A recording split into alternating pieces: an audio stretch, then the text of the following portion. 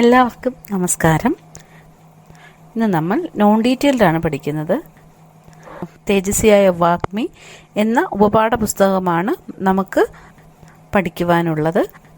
സ്വാമി വിവേകാനന്ദൻ്റെ ജീവിതത്തെ അടിസ്ഥാനമാക്കിയാണ് തുളസി കോട്ടുകൾ ഈ പുസ്തകം രചിച്ചിട്ടുള്ളത്. വിവേകാനന്ദ സ്വാമികളുടെ ജീവചരിത്ര ഗ്രന്ഥമാണ് തേജസ്വിയായ വാഗ്മി. ഇത് നോൺ ഡീറ്റെയിൽഡ് ആയതുകൊണ്ട് ഡീറ്റെയിൽഡായി പഠിക്കേണ്ട ആവശ്യമില്ല.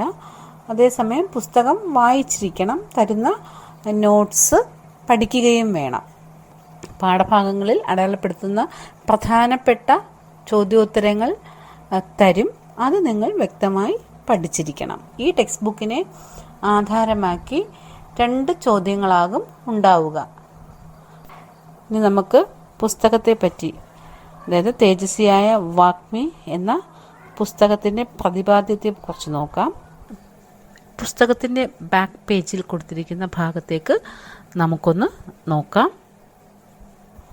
വാക്കുകളുടെ പാരസ്പര്യം സൃഷ്ടിക്കുന്ന ഊർജപ്രവാഹത്തെ ആധ്യാത്മികതയുടെ അടിസ്ഥാന ശിലയാക്കിയ അനശ്വര വാഗ്മിയാണ് സ്വാമി വിവേകാനന്ദൻ. വാക്കുകളുടെ കാർമ്മിക മണ്ഡലത്തിൽ ആത്മീയതയും ഭൗതികതയും അദ്ദേഹം ഏകോപിപ്പിച്ചു. ഭാരതീയ സംസ്കാരത്തെക്കുറിച്ച് പാശ്ചാത്യ ജനതയ്ക്കുണ്ടായിരുന്ന നിരവധി സന്ദേഹങ്ങൾ ദൂരീകരിച്ച് ഭാരതീയരെ ഏകോപിപ്പിക്കുകയായിരുന്നു സ്വാമിജിയുടെ ലക്ഷ്യം. പ്രവൃത്തിക്ക് വിവേകാനന്ദൻ ഏറെ പ്രാധാന്യം നൽകി. സ്വാമിജിയുടെ സന്ദേശം അദ്ദേഹത്തിൻ്റെ പ്രവൃത്തികളുടെ വ്യാഖ്യാനമാണ്. ആ ജീവിതത്തെക്കുറിച്ച് പുതുതലമുറയ്ക്ക് അറിവ് പകർന്നു നൽകുകയാണ് ഈ ജീവചരിത്ര ഗ്രന്ഥം. അടുത്തതായി എഴുത്തുകാരനെ പരിചയപ്പെടാം. തുളസി കോട്ടുകൾ. കൊല്ലം ജില്ലയിൽ അഞ്ചലിനടുത്ത് കോട്ടുകലിൽ ജനിച്ചു. ഹൈസ്കൂൾ അധ്യാപകനാണ്.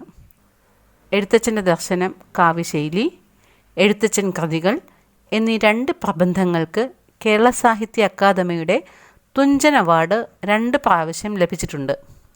കൂടാതെ അമ്പലപ്പുഴ കുഞ്ചൻ സ്മാരക അവാർഡ്, അഴീക്കോട് സപ്തതി അവാർഡ്, സാങ്കേത് സാഹിത്യ അവാർഡ്, അധ്യാപക കലാവേദി അവാർഡ്, ശ്രീനാരായണീയൻ അവാർഡ് എന്നിവയും ലഭിച്ചിട്ടുണ്ട്. സ്വാമി വിവേകാനന്ദൻ്റെ പ്രധാനപ്പെട്ട ഒരു വാക്യം ഉദ്ധരിച്ചുകൊണ്ടാണ് ഈ പാഠഭാഗം ആരംഭിക്കുന്നത്. നമുക്ക് അതൊന്ന് നോക്കാം. പോരാട്ടം നിർത്തി സഹായിക്കുക, ഇല്ലായ്മ ചെയ്യാൻ മുതിരാതെ ഉൾക്കൊള്ളാൻ ശ്രമിക്കുക. ഭിന്നിപ്പല്ല, ഐക്യവും ശാന്തിയുമാണ് ആവശ്യം. സ്വാമി വിവേകാനന്ദൻ. ഈ 1-ാമത്തെ അധ്യായത്തിൻ്റെ പ്രധാന ആശയമാണ് ഞാൻ നിങ്ങളുമായി പങ്കുവെക്കുന്നത്. ആശയം മനസ്സിലാക്കുക, അത് കഴിഞ്ഞ ശേഷം പുസ്തകം വായിക്കുക. ഈ അധ്യായത്തിനകത്ത് സ്വാമി വിവേകാനന്ദൻ്റെ ജനനത്തെക്കുറിച്ചാണ് പ്രതിപാദിക്കുന്നത്. പാഠത്തിലേക്ക് കടക്കാം. അധ്യായം 1, ദിവ്യ തേജസ്സിൻ്റെ ഉദയം. ബ്രിട്ടീഷ് ഭരണകാലത്ത് കൽക്കത്തയ്ക്ക് തലസ്ഥാനം പോലെ തന്നെയുള്ള പ്രാധാന്യമുണ്ടായിരുന്നു. കൽക്കത്തയുടെ വടക്ക് ഭാഗത്തുള്ള സിംല ദേശത്തെ ഒരു പ്രമാണി കുടുംബമായിരുന്നു കായസ്ഥ വർഗത്തിൽപ്പെട്ട ദത്ത കുടുംബക്കാർ. ദാനശീലരായ അവർ പ്രബലരും ബുദ്ധിശക്തിയിലും കർമ്മശക്തിയിലും മുൻപന്തിയിൽ നിൽക്കുന്നവരായിരുന്നു. ആ കുടുംബത്തിലെ രാമോഹന ദത്ത ഒരു നിയമജ്ഞൻ്റെ കാര്യസ്ഥനായിരുന്നു. കഠിനാധ്വാനത്തിലൂടെ ധനികനായ അദ്ദേഹം ഗൗരമോഹൻ മുഖർജി തെരുവിൽ ഒരു മാളിക പണിയിച്ച് കുടുംബാംഗങ്ങളോടൊത്ത് അവിടെ താമസമാക്കി. അദ്ദേഹത്തിന് ദുർഗാ പ്രസാദ് ദത്തൻ, കാളി പ്രസാദ് ദത്തൻ എന്നീ 2 മക്കളുണ്ടായിരുന്നു. സംസ്കൃതം, പേർഷ്യൻ തുടങ്ങിയവയിൽ പണ്ഡിതനായിരുന്നു ദുർഗാപ്രസാദ്. ദുർഗാപ്രസാദ് ശ്യാമസുന്ദരിയെ വിവാഹം കഴിക്കുകയും ഒരു പുത്രനുണ്ടാവുകയും ചെയ്തു. ആ പുത്രന് വിശ്വനാഥൻ എന്ന പേരും നൽകി. പക്ഷേ കുട്ടിക്ക് 3 വയസ്സായപ്പോഴേക്കും ദുർഗാപ്രസാദ് സന്യാസത്തിനായി നാടും വീടും ഉപേക്ഷിച്ചുപോയി. ശ്യാമസുന്ദരി മകൻ വിശ്വനാഥ ദത്തയെ പഠിപ്പിച്ച് നിയമജ്ഞനാക്കി. കൽക്കത്ത ഹൈക്കോടതിയിലെ അറ്റോർണിയായി അദ്ദേഹവും ദാനശീലത്തിൽ മുൻപിലായിരുന്നു. വിശ്വനാഥ ദത്ത ഭുവനേശ്വരി ദേവിയെ വിവാഹം കഴിച്ചു. വിശ്വനാഥൻ ഭുവനേശ്വരി ദമ്പതിമാർക്ക് യഥാകാലം 4 പെൺകുട്ടികൾ ജനിച്ചു. ഓരോ പ്രസവം കഴിയുമ്പോഴും ഭുവനേശ്വരി ഒരു മകന് വേണ്ടി ആഗ്രഹിച്ചു. കാശി വിശ്വനാഥൻ തന്നെ അനുഗ്രഹിക്കുമെന്നും അവർ വിശ്വസിച്ചു.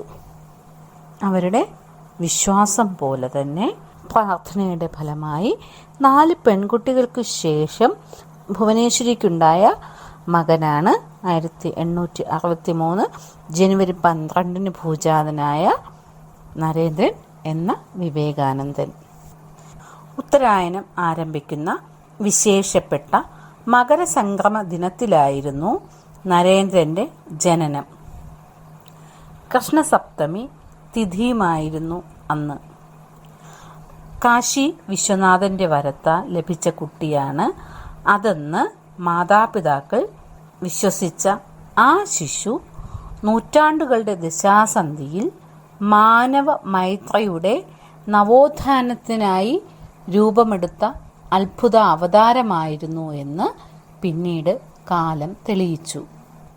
പൗരോഹിത്യത്തിൻ്റെ കൈവട്ടകയിലമർന്നു തകർന്ന ഹൈന്ദവ ധർമ്മത്തെ അസാമാന്യ വാക്പാടവം കൊണ്ട് കൈ പിടിച്ചുയർത്തിയ തേജസ്വിയായ വാഗ്മി സ്വാമി വിവേകാനന്ദനായി ആ ശിശു മാറി.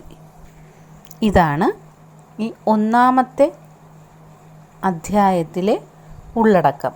അതായത് അദ്ദേഹത്തിൻ്റെ സ്വാമി വിവേകാനന്ദൻ്റെ കുടുംബ പശ്ചാത്തലം, മാതാപിതാക്കൾ, അദ്ദേഹത്തിൻ്റെ ജനനം, ഈ കാര്യങ്ങളാണ് ദിവ്യ തേജസ്സിൻ്റെ ഉദയം എന്ന 1-ാം അധ്യായത്തിലെ പ്രതിപാദ്യം. ഈ പാഠഭാഗത്തിനകത്ത് പ്രധാനമായും 2 ചോദ്യങ്ങളാണ് ഉള്ളത്. ആ ചോദ്യങ്ങൾ നോട്ടിൽ ഉൾപ്പെടുത്തിയിട്ടുണ്ട്. തേജസ്വിയായ വാഗ്മി എന്ന പുസ്തകത്തിലെ 1-ാമത്തെ അധ്യായം ഇതോടുകൂടി ഇവിടെ പൂർണ്ണമാകുന്നു.